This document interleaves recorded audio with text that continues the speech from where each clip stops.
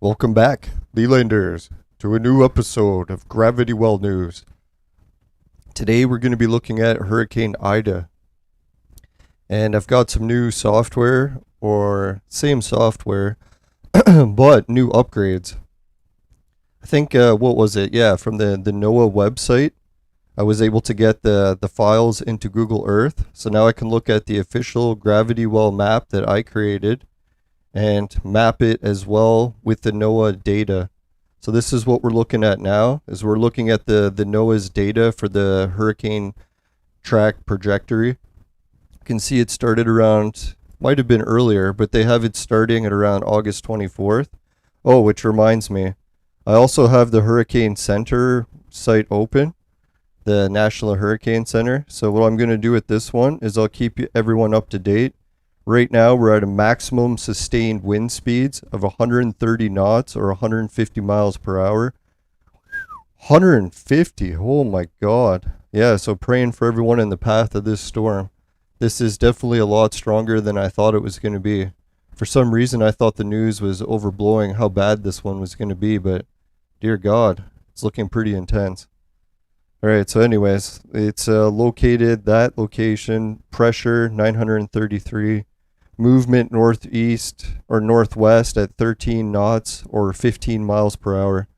So it's actually moving at a very slow rate as well, which I think is extra devastating. Alright, now if anyone's watching and they want to join in the chat, I do have the chat open on the YouTube. And let me close this so I can see.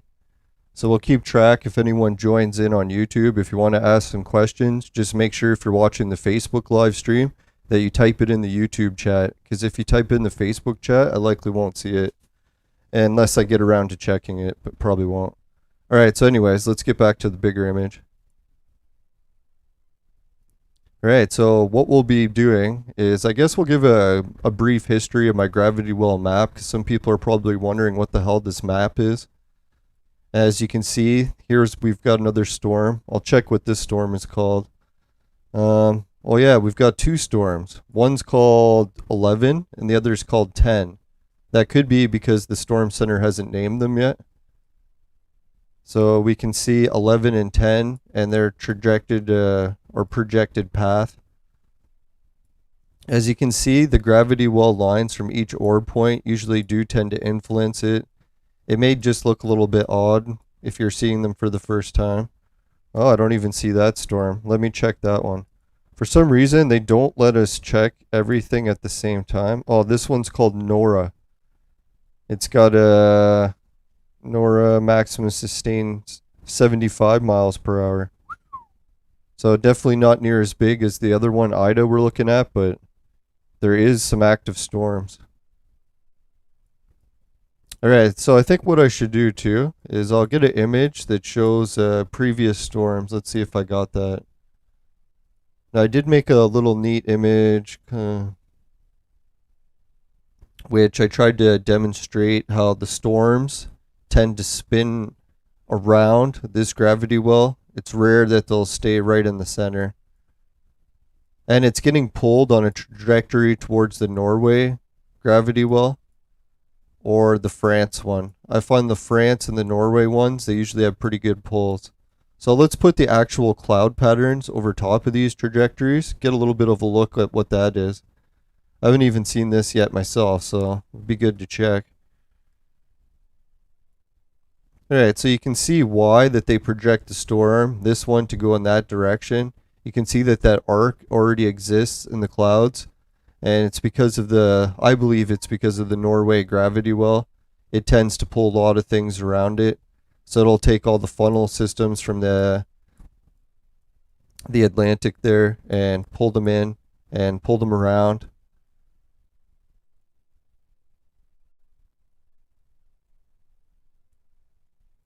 Now I think that's why occasionally that storms in this position will drift towards Canada's east coast, because occasionally they can get pulled around this well. Well, I'm not sure why, but it seems like the Norway gravity well and this one around the Gulf of Mexico are much stronger in influencing storm patterns. Not sure why exactly. I'll have to learn more about how the map works. It's not really that old. Now, if people want an idea of what other storm systems around other gravity wells are happening around the world, at least Google Earth Pro does give us another look. We can see some of them do have some action going. The biggest one always is the South Pole. I don't know if anyone's checked out the gravity well patterns for it, but especially when the storms get rocking in North America, if you pan down and check out what's happening here, you'll find giant storms around each of the wells. And that's why I'm kind of surprised. In this hurricane, we don't see as many giant storms around the wells. I don't know why we don't get hurricane data from the South Pole. Maybe a lot of these hurricanes don't get warm enough to produce rain. So it's just like massive like wind storms. That could be it. Or it'd be one hell of a snowstorm. Maybe that's what it would be. Yeah, I don't know. I don't think anyone ever gets like weather snowstorm updates from the South Pole very often. So that could be a reason. Alright, so let's give a little bit of a brief history of how these gravity well maps work. Couldn't find the image that showed the storms going around it, but that's fine for now. Alright, so we'll turn off, or no, we'll leave these storms on for now. That's not too distracting. Alright, so let's go with, yeah. What I'll do is I'll show you a regular map on top of this one, and then show you the difference between a gravity well map and a regular map, and how the two are related. Alright, so we'll view grid.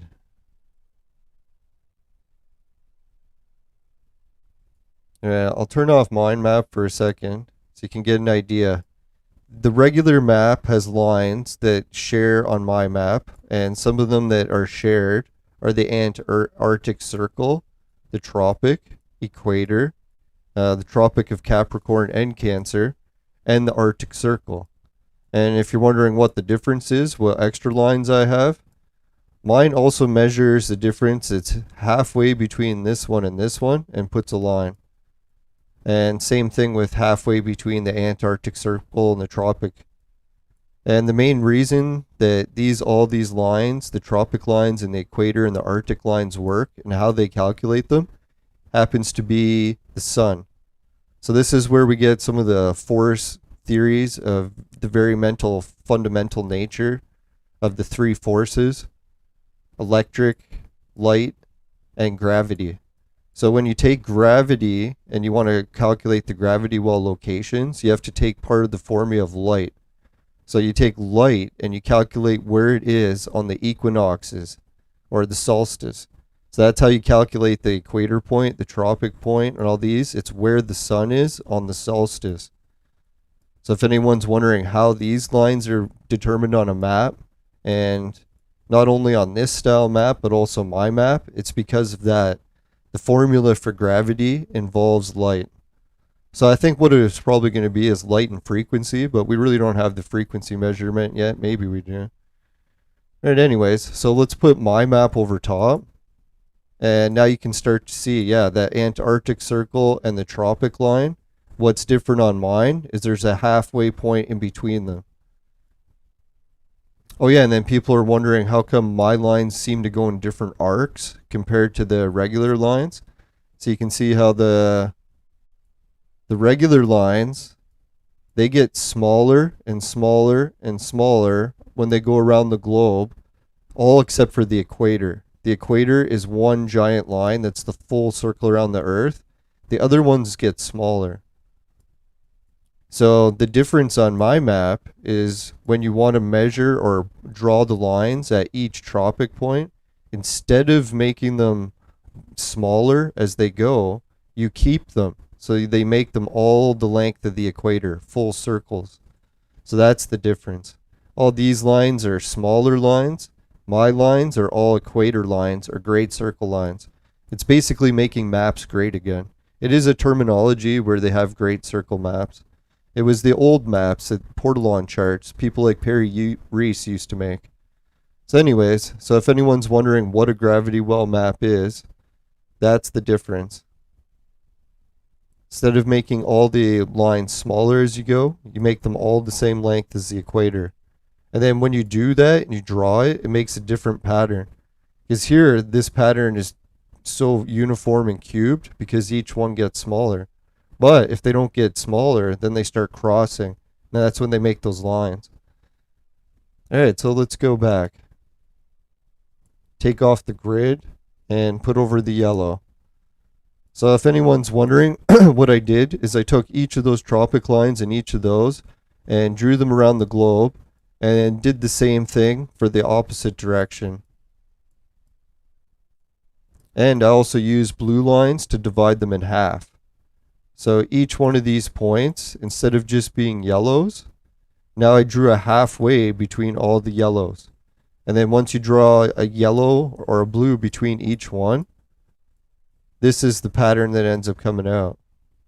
So you can see that it actually does seem to outline the continents pretty good. One I just noticed recently happens to be the South Pole.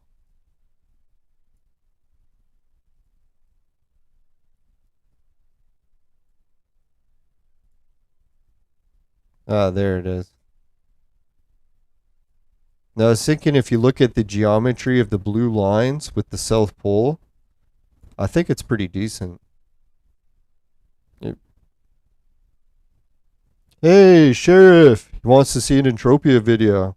Yeah, if you want to join in on an Entropia video sometime, let me know. I'm trying to arrange someone to be a guest on one.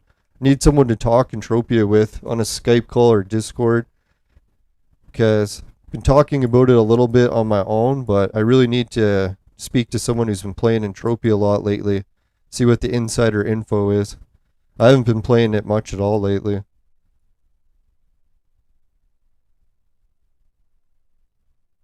Alright, so yeah, we'll wrap up the coverage of the storm and maybe we'll switch over to Entropia soon. Yeah, why? What is new in Entropia? I heard about the new engine coming out, but I haven't heard any updates of when the actual date is for it.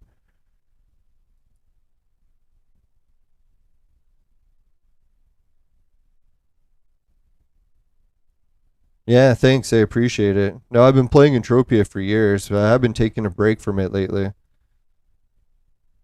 No, what happened was I played it to death a little bit during the lockdown.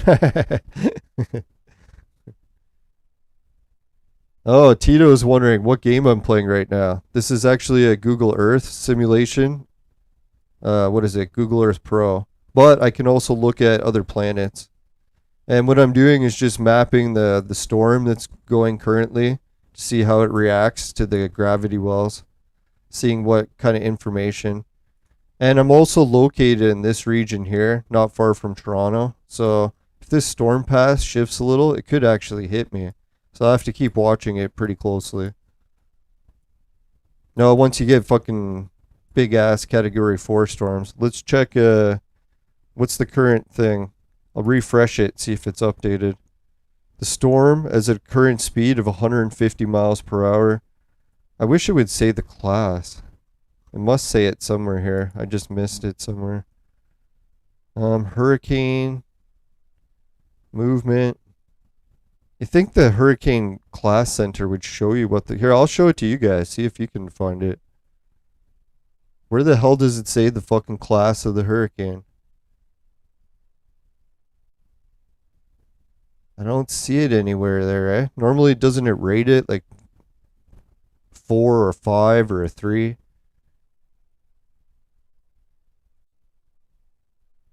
Maybe the National Hurricane Center doesn't rank them? I don't know. Oh well.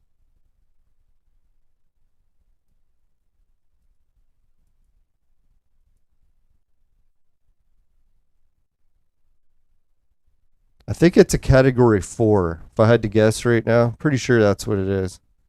Hey, Dave Wixon. Oh, he says it's down to a category 3. I don't know. Let's check. Holy shit, it's showing 185 winds right now. That's fucking intense, right? 185. So this NOAA thing, it's apparently either outdated or what's happening. Weird. Alright, so what I'll do next is I'll bring up a quick message or look at this radar image. This one's from the National Weather Service. Wow. No, I think, what was it? Back in the hurricane that I remember back in the day. Back in my day. It was in Mobile. I think they said it got flooded really bad in one of the hurricanes. Yeah, so if anyone's in this region, I definitely recommend listening to authorities. I bet you I wouldn't be surprised if they evacuated. I'll have to check and find out. If anyone knows about evacuations there, looks like there probably is some going. That eye wall looks like it's right about to be hitting New Orleans. At least the majority of that part of the eye wall isn't hitting it directly. Well, that might hit there. Let's hit play, see how this sucker moves.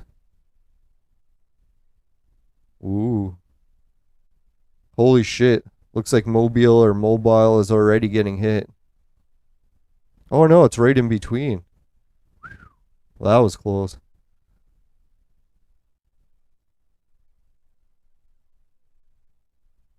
Yeah, this could be a pretty active storm season. Seems to have that potential, right?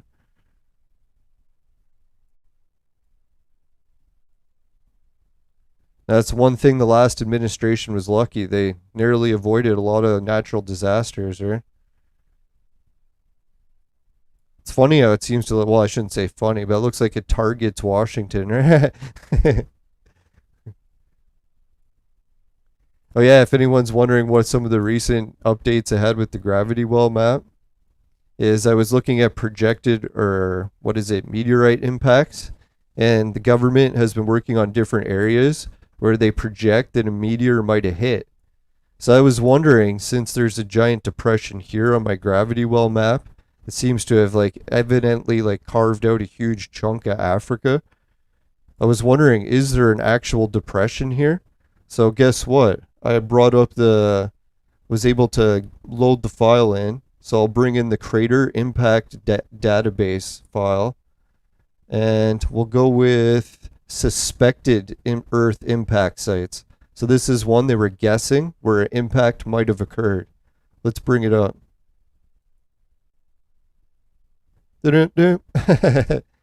So here, this red one, the reason it's in red is they suspected it for a long time because of the depression, but they rejected it and said it can't be an actual impact from a meteor.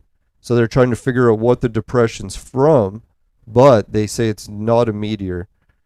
So I thought that was interesting. But all these other ones that are still thinking it could be a meteor, I was like, yeah, right. What are the odds that they would like make such like centripetal patterns right in one location, right?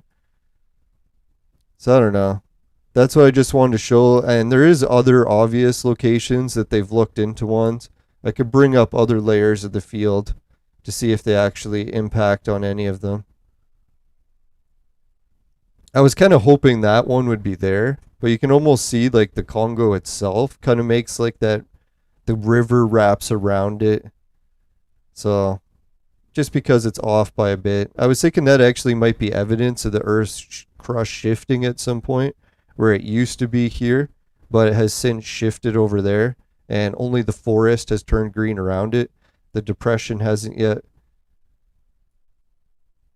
That shift would kind of explain some of these ones. Yeah, they think the Alaska region has one. I don't know, that's where all the earthquakes happen, so that's a little bit suspicious as well.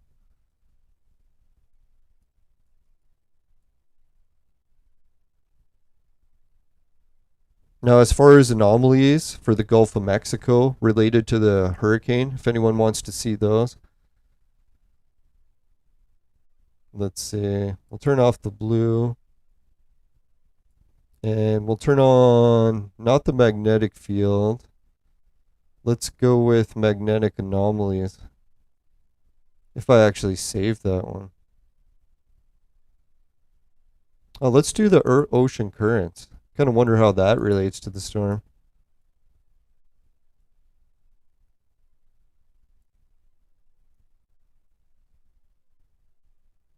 Now, I was thinking the one nice thing about Google Earth and ocean currents is you can sort of see why colonization of North and South America occurred in different patterns. You can see that if you're going across the ocean on that way, from Africa, you could get across, but getting back was a bitch, right? You'd have to go further south.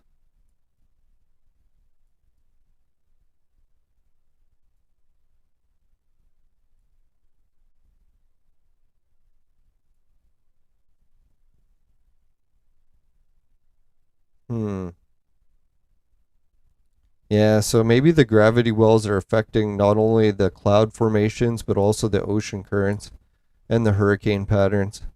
It seems like they all are very similar arcs, right? Well, maybe not that one.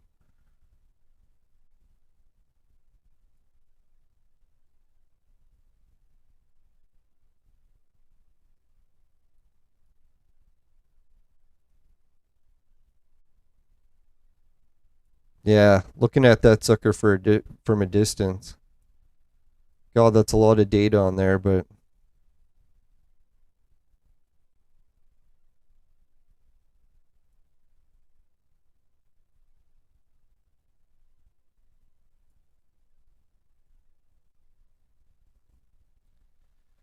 alright, so the other good news I got before I wrap this up, and maybe we'll do an Entropia stream next, is...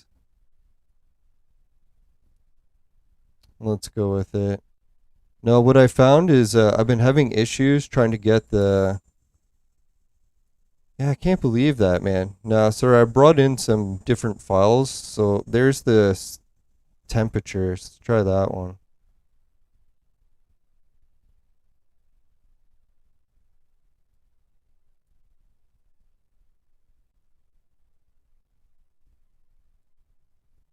Temperature doesn't work well.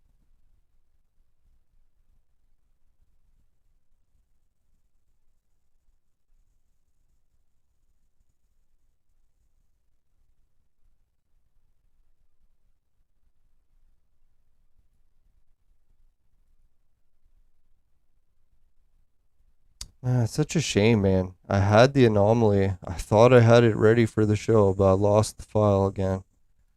Alright, so sorry. Won't be able to check out the magnetic anomaly that I had ready to show the fucking...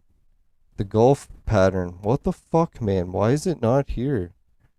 So I'll try opening it.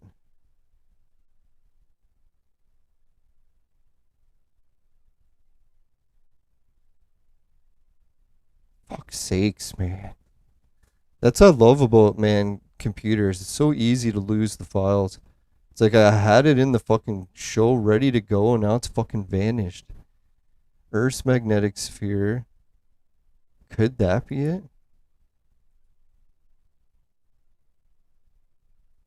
No, it's the one I just had. It's not it. Now, there's one file that's really cool, and it shows the entire Earth's magnetic anomalies, and it's not here anymore. I have other magnetic files that are useless, and the one I need is gone. Alright, so that's too bad. Anyways, let's remove the clouds, because they're fucking kind of annoying. I don't know, recently Google Earth has been changing the data files for the clouds, and they don't look as nice as they used to. If anything, they're very, like, fuzzy, and they block out everything now, where they used to be a little bit more transparent. So you could actually see, like, the lines on my map before. Now I put the clouds over, and it's like they just cover everything. So it's really annoying. I hope that they switch that back to, like, the old way.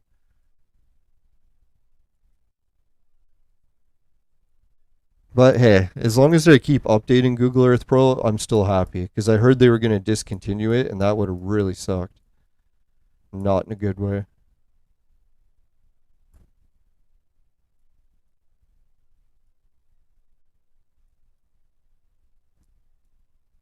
Yeah, and I think what we'll do is we'll do another show about the hurricane later on today, once we see what happens with the storm. Holy shit. I'm going to bring up the... refresh the image of this.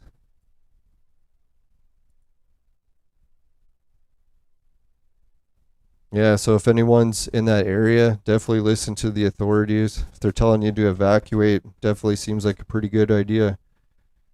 And yeah, hopefully the next episode, I'll bring up the gravity anomalies so you can see where the gravity anomaly in the Gulf of Mexico is. That's probably influencing this storm. Sorry I failed to get that ready I thought I had it ready for the show, fucked it up, but I'll try to improve it for next time.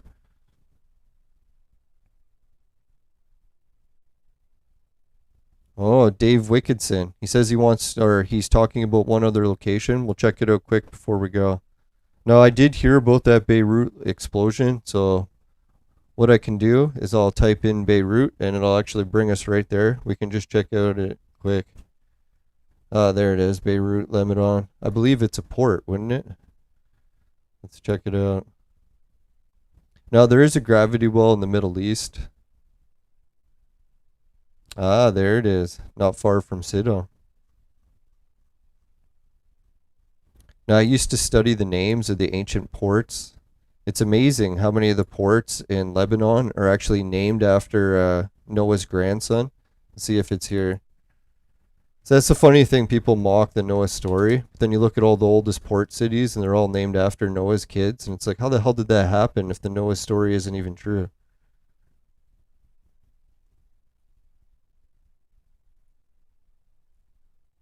Yeah, that's I figured. Beirut and Sidon, not far from each other. Sidon is the capital of the Phoenician Empire, the one that had a shipping trading industry that reached from here all the way beyond Spain. So I was like, holy shit. If you take that distance and measure it, it takes you not only to the Azores, but can also take you across the ocean to Newfoundland. So if they had the capability of traveling by ship across their entire empire, then they could make the journey there.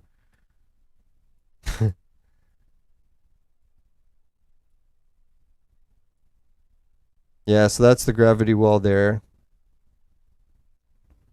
Sometimes I wonder if there's anything there. Looks like that the Gulf or Abaca goes right there. If you turn on the plate lines, it's also where that region is. So I started to realize that the more I look at these plate lines, I'm starting to see them relate to a lot of things. Oh, there it is, plate boundaries.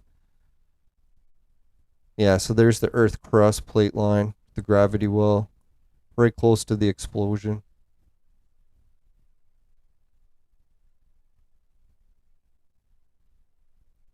Now, how I got into researching this area is because I found evidence for a shipping route that was connecting not Beirut, but Sidon, and it was getting gold and copper that were required by King Solomon. So where he was getting his gold and copper, some of the theories is they took the shipping route all the way to North America. And I was surprised at this. Once they got here, they could take the St. Lawrence in, because that's where one of the currents came in, and take smaller boats, or big boats actually, most of the way, and to the Ottawa River.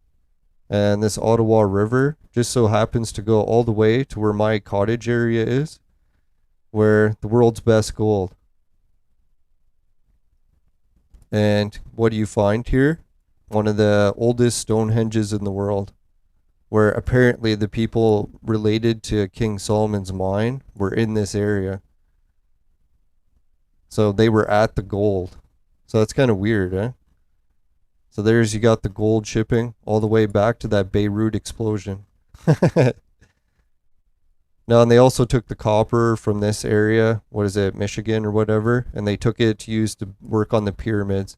They said the pyramids had shitloads of copper in them, so they needed shitloads of it. So it's quite an impressive shipping route, but I wouldn't put it past the ancient people. People try to say the ancients were stupid, but I don't really think they were that dumb. Or at least not all of them. Probably a bit of both, just like today. Yeah, if people are wondering how the plate crust lines interact with the map, they do interact directly through the gravity well points in certain areas. And you can see that I think I got the formation pattern pretty accurate, because when you start looking at how the plate line itself cracks compared to the distances, like for each of mine, it does line up pretty nice.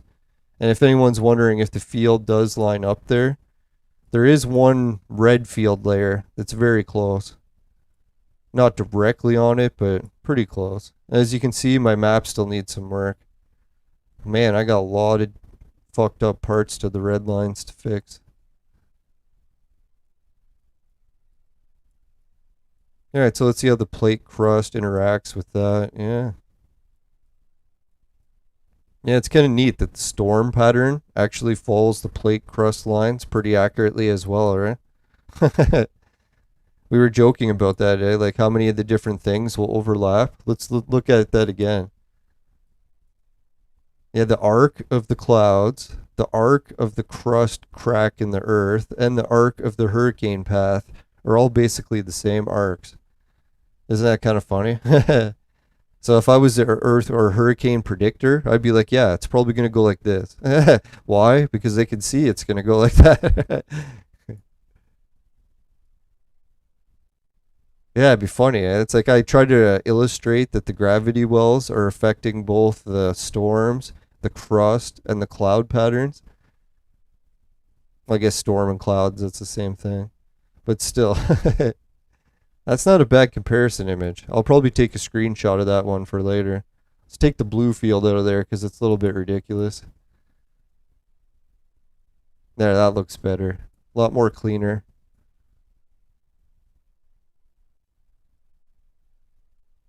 Now I'm pretty sure this crack here, or there is a crack through there. That's the Mississippi crack. The one that the, what is it, the New Madrid fault line. Fuck, yeah. I'm glad some viewers were here to check that out. That's a pretty weird discovery, eh? That the crack and all those all match. Oh, that's what it is. This is the hurricane's projected path, and then this is the current path of the clouds right now. Ah, I get it. And the hurricane's here, and there's a hurricane here. That's the projected path.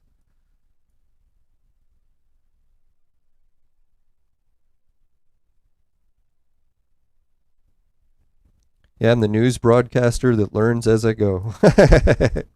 Thanks, viewers. You help half the time as well.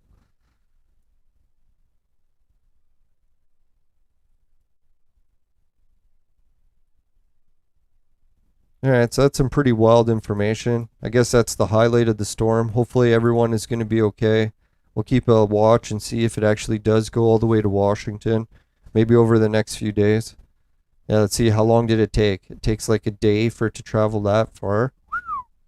So that's going to be like a week before it gets there.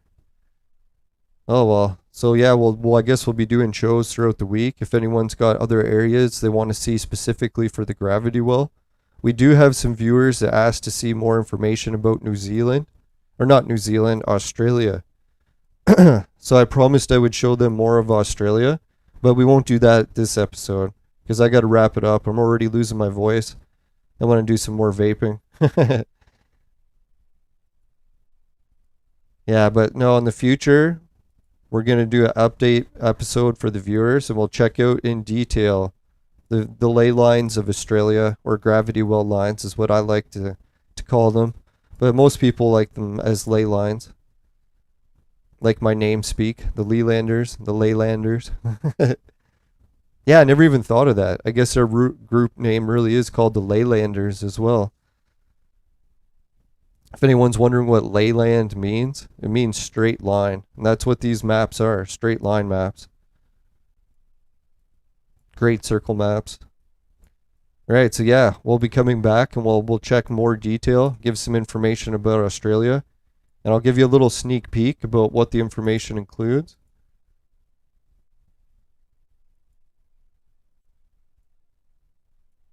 If you take the South Pole and you look at the image of it and compare it to what its similar shapes, let's see it compared to, here it is.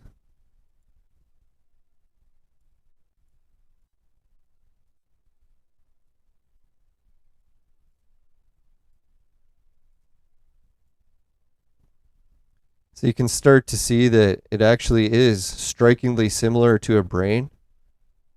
So some people might think, hey, the Earth and a brain, that's kind of weird, right? Is it like the brain of Mother Earth? We think that's strange. Check this out. Put on those crust lines of the Earth, and guess what shape it makes? Makes a human head. It almost looks like a woman's head. and the brains inside of it. You want to see something even more fucked up about that? You can take the Earth's magnetic fields and track it, and I got one of the new tracking files. Sadly, it doesn't show all the way up to 2012, but pretty damn close. So I think it's got it up to 2010. So let's play it and check it out, what it looks like on 2012, the Earth's magnetic field on the South Pole. Whoops, forgot, not supposed to expand that. There we go. So it just so happens it was at the very frontal lobe, or the pineal gland, of the human Mother Earth on December 21st to 2012. So isn't that kind of weird? I know it's a lot of weird coincidences, probably nothing, but hey, we'll check out more how this connects to Australia next episode. Alright, thanks everyone for tuning in. Before we go wrap up, let's get a quick commercial break for my vaporizer that I use to vaporize legal weed in Canada. Let's check that out.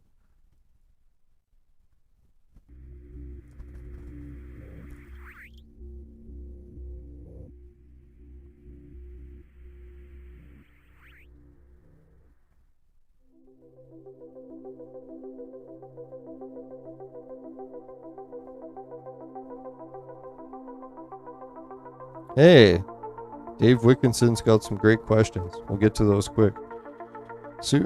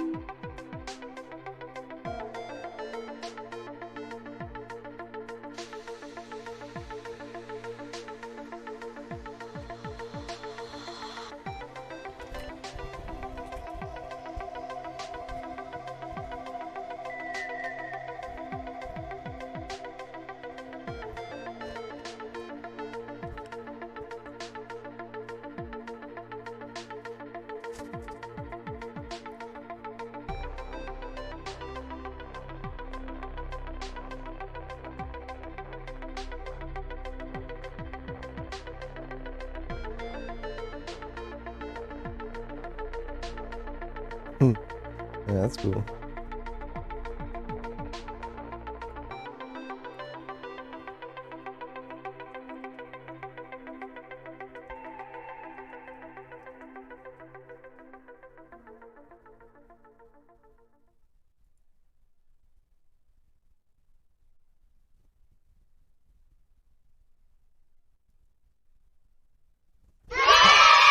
Oh, welcome back, everyone. No, thanks for the questions. One of the, is it Lord Spade? How's it going, man? He was commenting he likes the music from that, so if you want to check out the SoundCloud channel for it, it's actually one of my friends, Jake. Oddly enough, I met him when I was partying in bars in Toronto the one night, and it turns out he was from the same city as me, so ended up getting some more of his music. No, I'll have to give him some more vaporizers. I think yeah, if I remember correctly, I gave him one of my vaporizers that I showed in the commercial there that he helped make. So, yeah, that's the music if you want to check it out. Alright, so we did get one other quick question from the viewers before we wrap up and switch over to Entropia. He's liking the plate line between, Ottawa and Sudbury. Alright, so let me turn off the brains. All our brains are going out the window.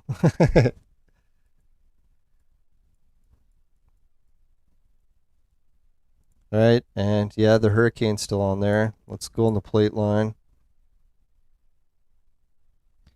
Yeah, that's the one thing I've noticed when I started studying plate lines on the globe. When it comes to files that you can import into Google Earth Pro that show the plate lines, each government agency makes their own file. And a lot of them have different predictions about where the plates are. So it's like, in majority of cases, they'll just overlap in every location. But in some of them, they'll divert slightly. So there are different agencies that have different ideas of where the plates are.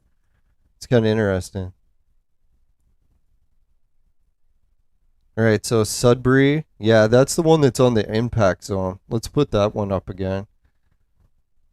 Sadly enough, it's great for the magnetic anomaly, so I could show that if I could find the file. Ah, here it is. So we got the crate impacts, meteors. Let's put them all in. Yeah, so apparently Sudbury's had a giant meteor impact that deposited shitloads of rare metals there. And right next to it is apparently another meteor impact. What was it? That one in Temiskaming? Or they think it's one giant one here.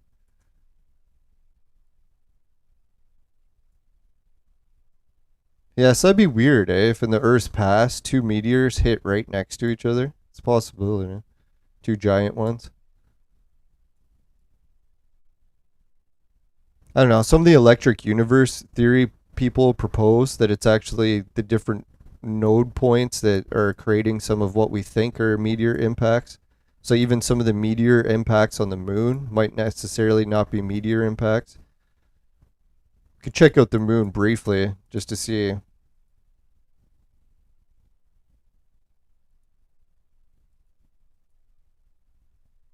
Sorry, it might lag a bit while it loads.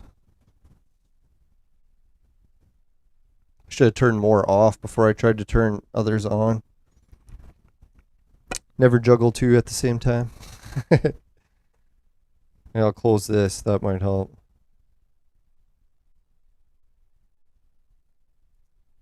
Alright, well that loads. Let's check out this again. Wow. I was just thinking we hadn't really seen any huge earthquakes, or not earthquakes, hurricanes, well, and earthquakes in quite some time. So we were pretty lucky that we diverted or narrowly avoided major storms.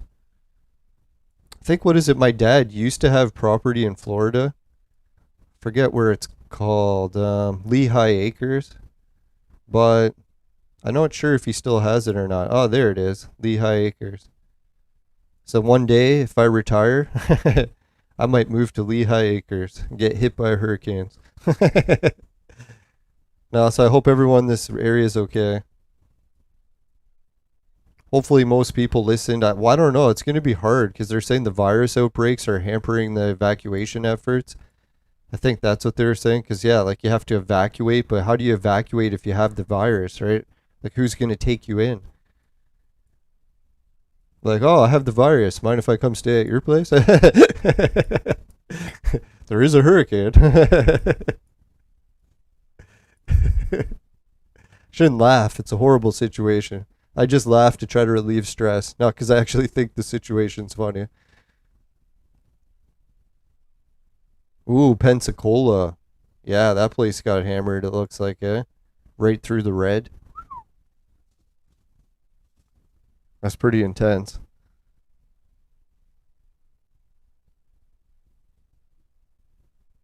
Oh yeah, we were supposed to check out Tasmania. Forgot to do that. Let's do it quick.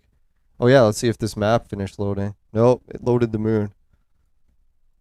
We're out of this world. No, I'll have to get rid of the meteor impacts because that's from a different planet. We'll have to get rid of the plate bound rides. That's a different planet. We'll have to get rid of the National Hurricane Center. Have that in temporary. But no, you can check that the Earth's moon pattern or the moon's pattern for impacts does seem to follow the gravity wells a little. The one I found that was most interesting. Oh yeah, if you check on the center line to see if there's any circles around them. I kind of missed the other high resolution moon image I got. Oh, there's one.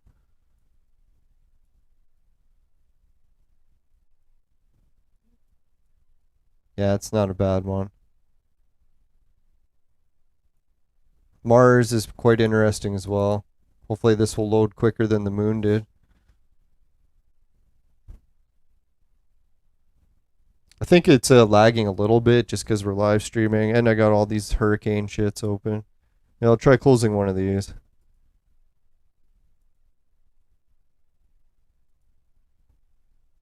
Oh yeah, I was gonna ask Lord Spade if he wants to do an episode about talking about the new updates for Entropia coming, the new engine. Oh yeah, that reminds me. Yeah, because I want to talk to someone who's if anyone's been keeping track of what's happening with that. I'll have to try opening the official news, but I don't think the official news really released very much yet. Other than we're getting a new game engine, and beyond that, I don't know what we know. Oh, it says here the Atlantic hurricane season shows no signs of slowing. All right, so while that one loads. See, the one thing I don't like about this one, I'm not sure it's actually real time. You can try hitting refresh and see if it helps.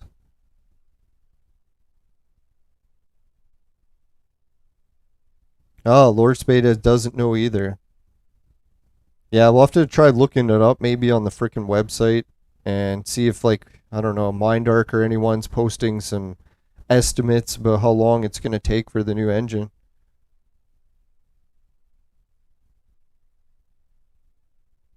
Yeah.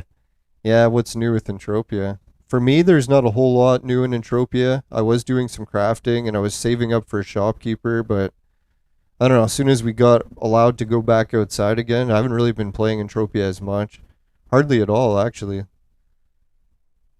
It was kind of like the opposite, right? Like being stuck inside, playing Entropia for like over a year and a half straight every day. And then finally, when I was allowed to go outside again, I was like, holy, time to take a little break from Entropia. Winter's coming though, so definitely be playing it a lot more then.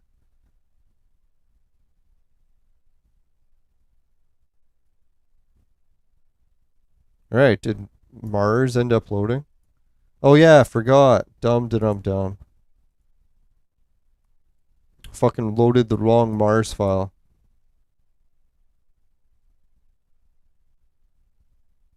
Jesus, I can't believe how bad this is lagging. It's like I literally have like nothing open in it. What the fuck isn't?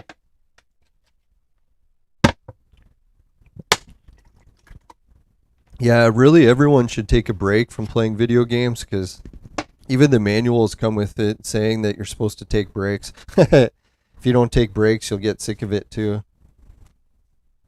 It's sort of like when people get a job in real life doing their hobbies, and then they realize that if they do their job and their hobby all day, that they don't want to combine the two anymore.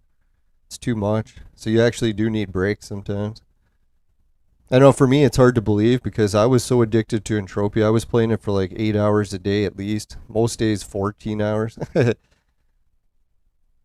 just like non-stop Entropia binges.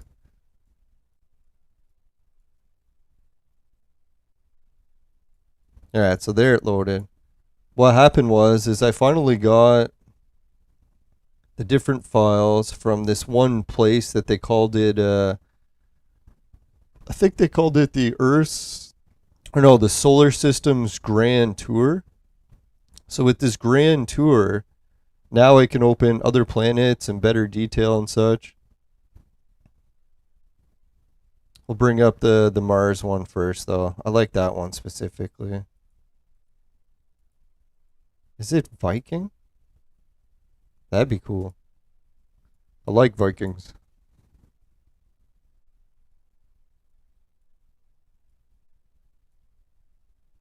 Oh yeah, this is the colorized version one.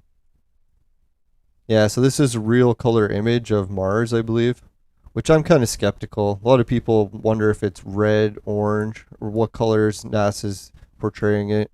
Oh, I see the problem. We got the borders and labels on still. And weather, can turn that off. Places, turn that off.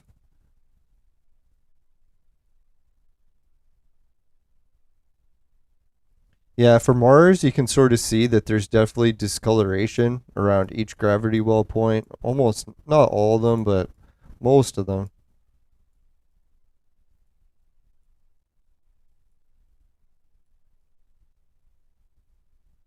I don't even know what that one is. But the neat thing about Mars is the prime meridian. See if I can find it.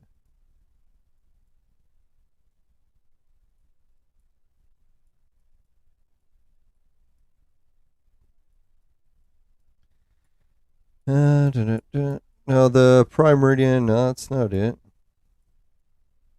Should be located right on one of the main central lines.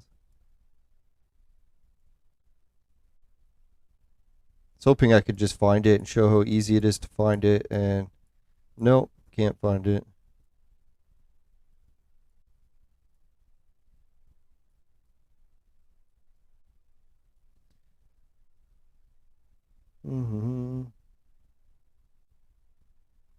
Alright, so forget that one. That one's kind of giving me a rough time. I cannot find anything on it. Alright, I've got another one called Mars Topography. There it is. This one's better. This one is actually easier for me to navigate.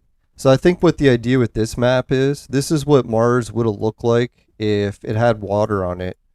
So the blue areas are basically where water would be, and everywhere else is the different higher elevations. So like red would be the highest, orange and yellow is slightly lower. Green is like you're almost in the water. It'd be like coastline. Yeah, so this is what the gravity well pattern looks like for the equator on Mars. Which I find interesting is Olympus is like the biggest volcano in the solar system. And if you look at on Earth, where what is it, Hawaii, like a big volcano island would be, it's not far. It's actually on the same line, like about there. Let's see. Let's switch back and forth so we can see. Yeah, so there's Hawaii, and here's Mars. So you can see the biggest volcano on Mars and the biggest volcano on Earth. I don't know if it's the biggest on Earth, but it must be close. They're not actually that far from each other if you did everything to scale and compared the two equators. Oh yeah, and this giant rip in the impact like that actually matches, what is it, Earth for the Amazon. Let's show. So you got the Amazon River ripping through there. It's like a giant rip through the crater of the land. So you can see that those kind of patterns on planets, like a giant rip going to the equator, it's not that uncommon of a theme. Not to say that all the planets in the solar system are going to be identical because of the gravity well fields, but I don't know. To me, there's definitely a lot of similarities that kind of got my attention. Not to mention even a divot right there.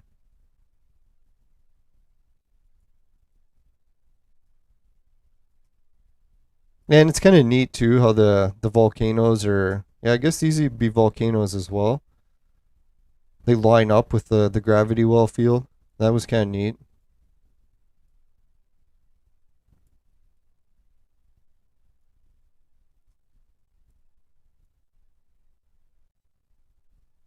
Yeah, the rest of the planet had some kind of neat areas. I wish it showed the elevation changes for the poles as well, but no luck there. Yeah, so who knows? Maybe in the future, when Elon Musk gets his way, I'll be able to do a show streaming what the storms are like on Mars as well. Right? We'll see giant sandstorms to cover. I'll be able to look at the gravity well fields and how it sprays the sand around the surface of Mars. That'd be kind of neat.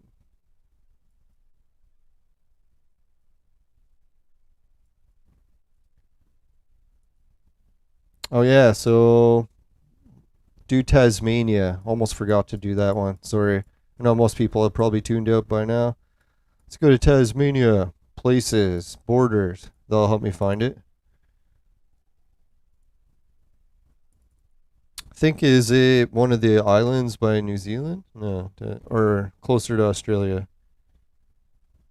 Oh yeah, it's part of Australia. That's right. Ah, there it is. Tasmania, the island south of. Yeah, I was thinking it's kind of neat how that line basically cuts right through the split of Tasmania. I was looking at that in general. If you like look at this pattern here, it did kind of divide this in the same way that this divided that, right? It's often weird how on the different scales, it's like cutting the land. Now that was one of the things to prove that gravity actually is a force, is the interaction of gravitons having an exchange with particles other than themselves, like affecting the land, affecting the air. Some sort of way we can prove that gravitons are actually pushing or pulling against stuff. I think once we see land starting to like cut into shapes around these line patterns, that might be the evidence to prove that it is.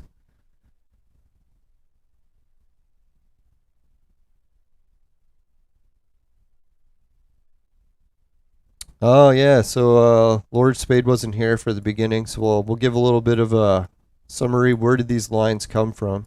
And it's the same thing I was talking about. Is what is that? We'll bring up the file that shows it.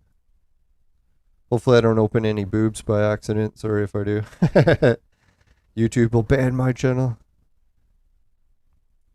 No, there is actually like scientific ways to determine what all these lines are, and the reason why I think they are that way. So, yeah, we got the three force waves: electric, light, and gravity. Electrons, photons, gravitons. We got different mathematical formulas for each one. 3, 6, 9. Oh, that was the other slide I wanted to get to. Fuck, I forgot to do that for the weather one. See, the main reason why we get all these like storms spinning around the Gulf of Mexico, I think is the same reason we get all the storms spinning around the top of the sun, or why all the planets spin around the sun itself. Similar to that pattern. But what science found out is that this line pattern that they show for that one actually isn't what they predict these days. Where is it? That's more of the gravity well field.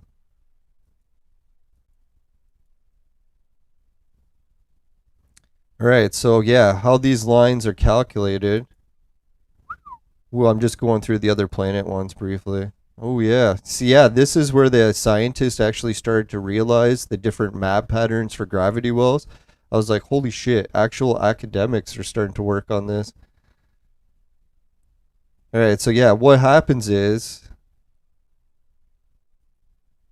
I was thinking with all those formulas being connected, like electricity, light, gravity, we should be able to start taking formulas that not only have like what is it, the most common formula for three things, the three sides of a triangle, equilateral formulas, equilateral. So anyways, you should be able to take one value, say light from the sun, and have it on the earth and have it connect to gravity. So that's what I was thinking. Each one of these lines, if you switch it to a regular map, that's what they're mapped on. This line is where it is, because that's where it lines up exactly with the Tropic of Cancer. How the Tropic of Cancer is determined is they use that formula. The one that involves where the equinox or the solstice sun is at a certain time. So that's how they map the Tropic of Cancer. So the Arctic Circle, that's why that line is there. It's because it's exactly where the Arctic Circle is on the solstice.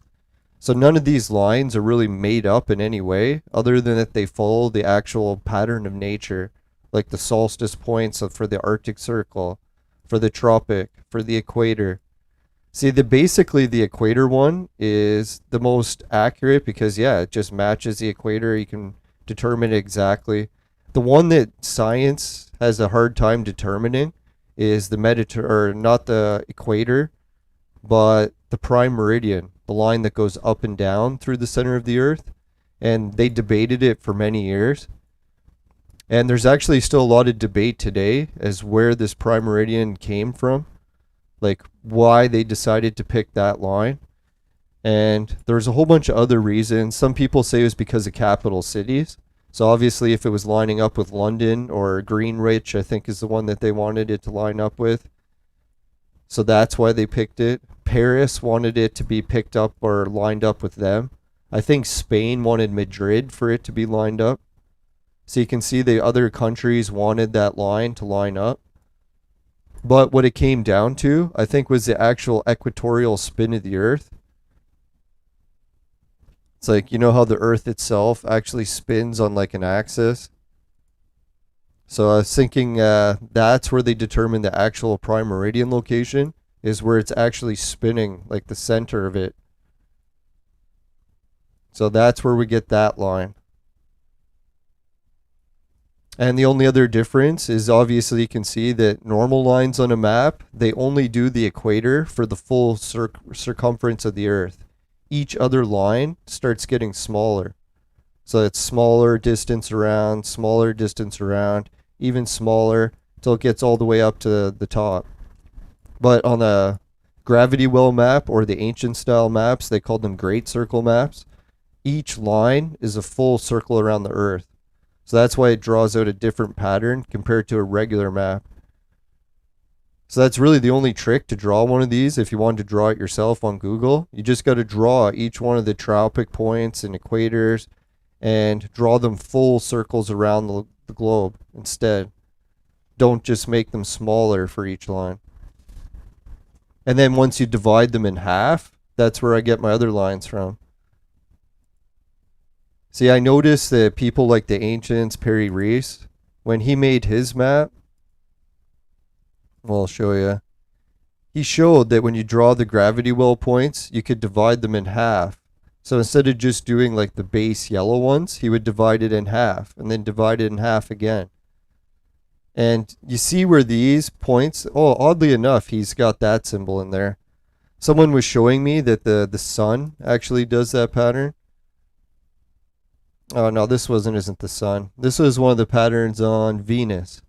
Yeah, so this is what the pattern on Venus looks like. Ah, here it is, the sun. So he was saying when I showed him the pattern of the prime meridian on the sun, he said that he saw this symbol in it. So I thought that was kind of neat. And then Perry Reese actually drew that on his maps, the same symbol. But anyways, you see how there's that weird pattern and it doesn't all come into the orb? There's like a weird, like the red lines make this weird pattern around it. I started to get that on my map, but it was just so complex to draw that I couldn't handle it. So I was like, I need someone who's better at drawing these lines straight. If anyone's good at drawing straight lines on Google Earth, let me know. Hopefully there's some sort of trick to do it. Yeah, you can see how they sort of started to draw those weird patterns like these things. Where was it? Fuck, just had it.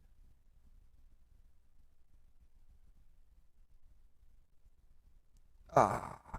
Oh, there it is. Yeah, so you can see how it's coming into these type patterns. That's really what I want to get, ideally, with the red map, is for them to come out with those. But it's fucking hard as hell to draw. So that'd be kind of neat to actually get it like that one day, but I don't know, it's probably going to be a stretch to actually think I could finish it. Yeah, so I was kind of freaked out actually when I first drew this map because I didn't know what the pattern was going to look like. So I just started like drawing the equator lines, like full distances around from the actual points, the tropics, and the only ones I had to add was measuring the distance in half. Because one of the lines isn't there, like this one. Oh, and if anyone's wondering, like, does this line up with ancient sites? Oddly enough, the ancient site pattern is so close, I wanted it to be the same, but it didn't line up exactly. So I'll show you how far or how close they are. So if you take the ancient sites around the world and you draw the lines connecting them, they make this purple pattern, like these purple lines here. And then I compared the purple line pattern to my blue line pattern to see if they were the same pattern. I was like, fuck, they're not, but they're so close. It's like, damn, it's like, did the Earth shift at some point? Maybe the gravity well pattern was slightly different at some point. That's why. And if anyone's wondering what these lines are, like the purple ones, you basically take like Easter Island, connect it to the Great Pyramids, connect it to like Angkor Wat, and then you start getting these big lines that go across the Earth, and then you do that with all the temples on the planet, and you start getting this weird line pattern. So that's the weird line pattern. I think the Freemasons, they were really into the purple one. So that's why I think a few Freemasons tend to watch my work, because they're like, holy, your map is so close to the one that we work on. So I don't know if this formula actually will one day unify all the theories where we'll start to figure out the frequency patterns for like graviton exchange. It's kind of interesting. If I had to guess, that's why the ancients were so into it, is that they figured out a pattern, like a formula that managed to connect light to gravity enough that they were able to do the stone shit, like building. Like you got to think, if you had gravity formulas, you had the light formula, I think the only one they would have been missing would be the frequency part, right? So who knows? Maybe they mastered frequency as well. That'd be pretty sweet. No, it was actually a lot of people that were into ancient mysteries. I got help from them, like doing work on my map. So big shout out to all those people, Julie Ryder and the Hagen's map. It's pretty cool too. If anyone's wondering, like some other people obviously have made these different kind of maps, and the closest one similar to mine that I also have on here, if you wanted to check out how other researchers did theirs. Um, fuck, I got it in here. It's irritating. I can look at this list and can't see it. I gotta make the text bigger. Back and Marty. Yeah, so this is the Hagen's map, and it's definitely different from my map. I think they go on a very similar principle of making all the lines great circles, but I don't know. Their color coding system is definitely different. I don't think you can separate it by each color. Maybe you can.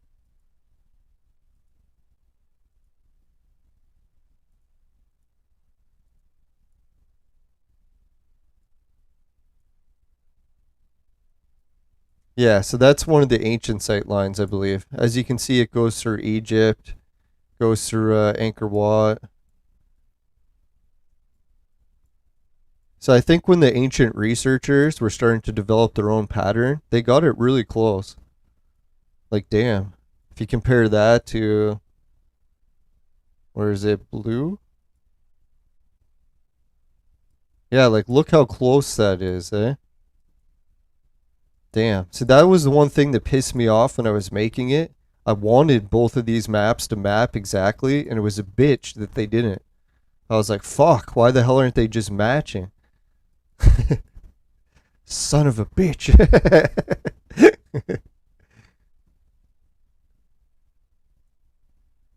Oh well. Do what you gotta do, right? Like, I had to make my map the way I was calculating it. I couldn't twist it to try to fit it any more than I already did.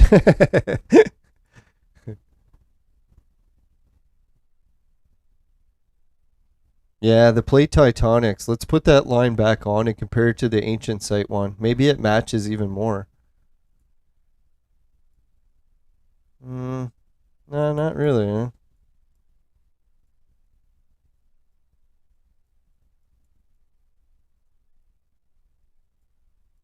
No, I do like that line there, though. That is one of my favorites because it kind of matches the way the mountain chain runs across the west coast of the U.S.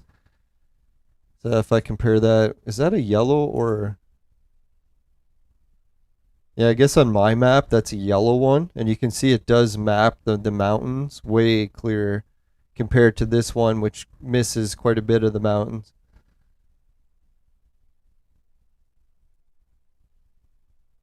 I don't know if anyone's in the U.S. and they want to go to a neat spot. One day I want to visit here. Isn't it funny how like these lines make the X and there's like a black spot? And then I was checking to see what it is. I think it's Mount Rushmore that's here, right? Let me check. So one day if I was like to go to Mount Rushmore, everyone like, why did you come here? Like, no, no reason. Nothing to do with gravity wells. Yeah, Mount Rushmore is there. So that's kind of neat, eh? The Mount Rushmore gravity well.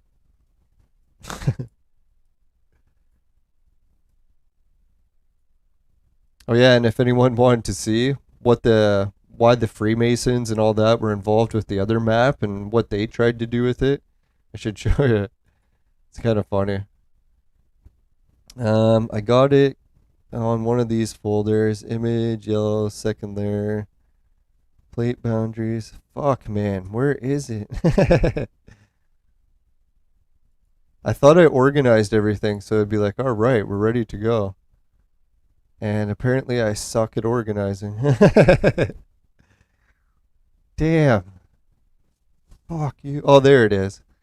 Thank God. Alright, so let's turn off mine and just leave the ancient site one on. So if you turn just the ancient site one on, this is where it really gets freaky.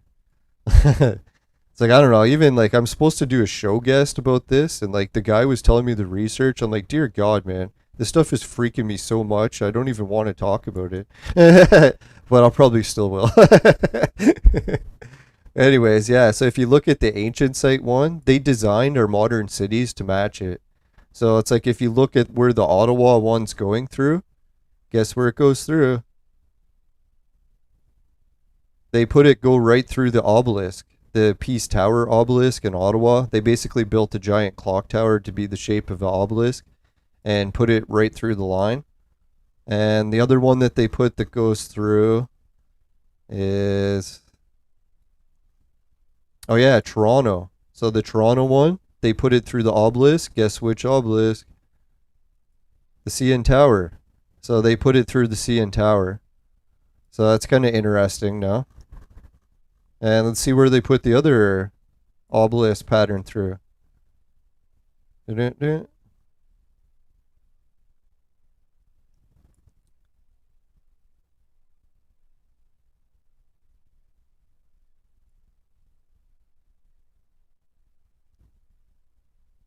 Ah, here it is.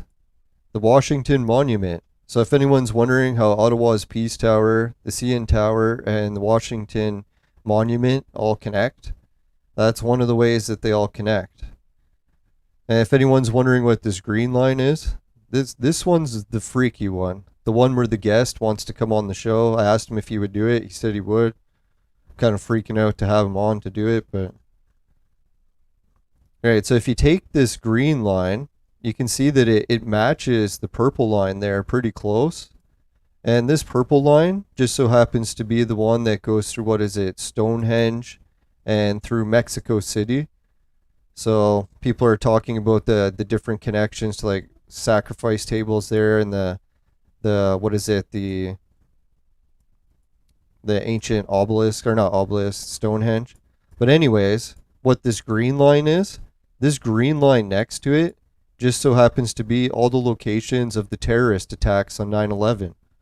So the 9/11 attacks all occurred on a line, and it just so happens to line up with that. So isn't that fucked up? Like to go through which attacks, I can't remember. Was Boston one of them? I can't remember. I haven't looked at this line in a while because it freaked me out. Trying to think, was there something in Boston? I don't think it was Boston. Or no, yeah, Boston one was one of the airports. Yeah, the Logan International Airport where apparently the planes were hijacked. And sorry, I always get choked up because, man, I got post-traumatic stress from 9/11. But anyways, September 11th. Oh, there it is, New York. So I think that's where like the towers fell. And what was the last location that he put on there?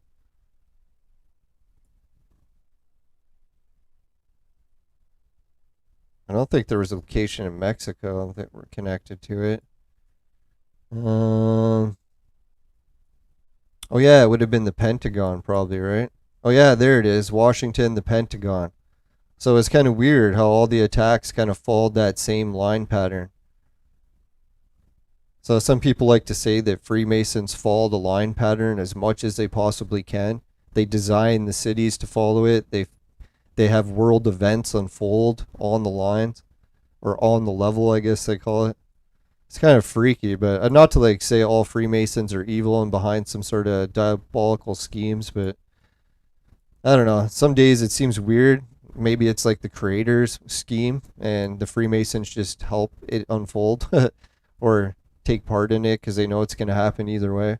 But who knows? Yeah, so if anyone's wondering, the blue layer on mine, the ancient Freemason layer, they're definitely not exactly the same, but they're the same enough that it kind of freaks me out. So, I don't know. I figured I'd share what freaks me out. Oh, God. Yeah, these line patterns, some days I look at them like, oh, just quit looking at these lines. There's nothing to them. It's just a bunch of lines. Now, if anyone wants to see some cool documentaries, there's one, I should fucking have the name of it in the credits. It's something, there's like a French guy, he made a documentary, and he basically found this line pattern as well, but he's into researching the purple one. He didn't actually find the blue one, as far as I know. Maybe he did and just didn't share it, because I would be kind of more interested in the purple one too. Purple one does have more cool shit on it.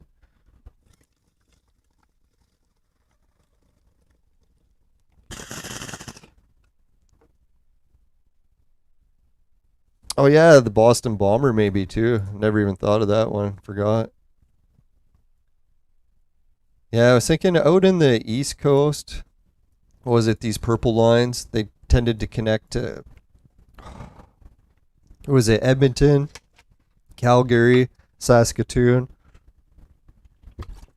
So this is where that guy made the video and he started to realize that like either it's happening by accident or Freemasons are literally building all the cities to make some giant grid pattern.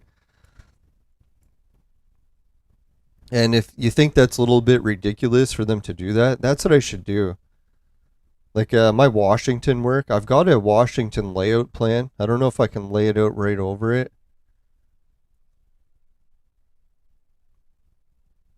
Yeah, you can even see it a little bit, huh?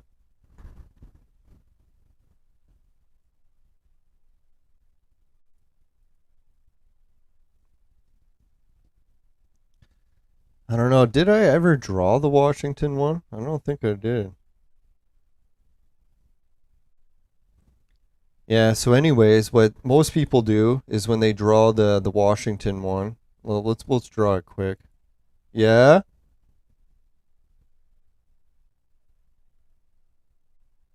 All right, I'll be up to feed him in maybe 5-10 minutes. 5-10 minutes, I'll come up to feed him. All right, well, 5 minutes then. I'm right in the middle of recording. All right. All right, so I guess I don't have time to draw this whole one. We'll have to do it in another episode, but basically, if you want, what you can do is, why is that not drawing? Is you connect all the spots. Oh man.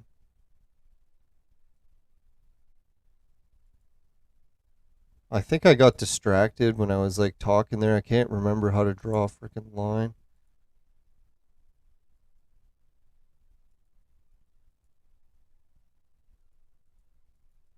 There we go. Why wasn't it drawing it before? What the fuck?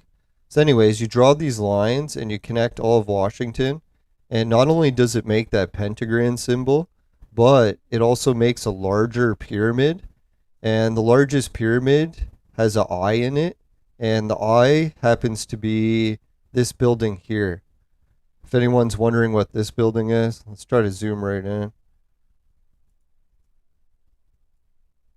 I don't know if we can go down to the ground level in this.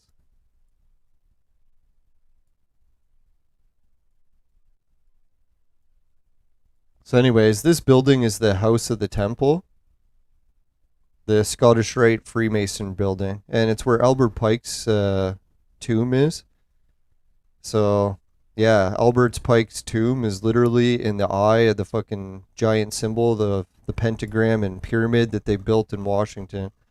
So if you want to wonder like how much would they actually go to the extent of doing this kind of stuff, man, they literally built Washington for it as part of the grid pattern. So one day, maybe I'll find out the clue as to why the Freemason and ancient pattern is slightly different from the modern gravity well one. Maybe they don't know about gravity wells, or they know something even we don't yet. They've somehow calculated it even more accurately than using light itself. I don't know. Because it's funny, yeah, the tools for calculating these equinox and Capricorn spots or whatever they were is actually a tool developed by a Freemason called, what's his name, Newton. So Isaac Newton actually developed the tool for calculating these lines.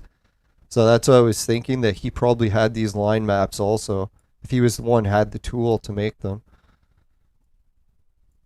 So yeah, that's pretty wild. But anyways, thanks everyone for tuning in. I gotta go feed my uncle, so I guess we'll just wrap up with my patrons. Thanks Suki, Dan, Jim, Ray, Travis, everyone at Patreon. Yeah, thanks for the affiliate link stuff too. Society 6, finishing quick. My specialty comes in t-shirts, bed sheets, both popular with the ladies. Hideout TV will pay you to watch videos, swag bucks to shop, GameKit to try games, and free Bitcoin. It's a wallet system for crypto. I also got BetFury listed there. If you're into crypto wallets, they're cool ones to try because they have free loot boxes where you can start adding in crypto without even depositing. So it's a neat way to try it. Just be careful about the regional laws, especially because these wallets have casino options as well. So yeah, be careful with those, especially if you're an addict for gambling. It's horrible. But anyways, yeah, virtual mate sex machine is also for adults and men only. If ladies need a sex machine, they know who to call. Just kidding. No, but $10 off on 150 or more purchase at Virtual Mate with the coupon code LYINGBS. No, not lying BS. LYNBSN. All right, so thanks again for watching, and yeah, take care, have a good weekend, and hope everyone listens to the authorities for when it comes to these hurricanes, because yeah, they're definitely no laughing matter. Looks like it's some serious winds. All right, so praying for everyone to get through that. Bye for now. See you later. Take care. Yeah, I'll try to do an Entropia episode today. I know we missed Clone Evolution yesterday, but yeah, I think we might do an Entropia one today. See if we can get some callers in. If anyone's an Entropia player or has time to call in, just let me know in the chat, and I'll try to do a show at that time. All right, see ya. Bye for now. Later.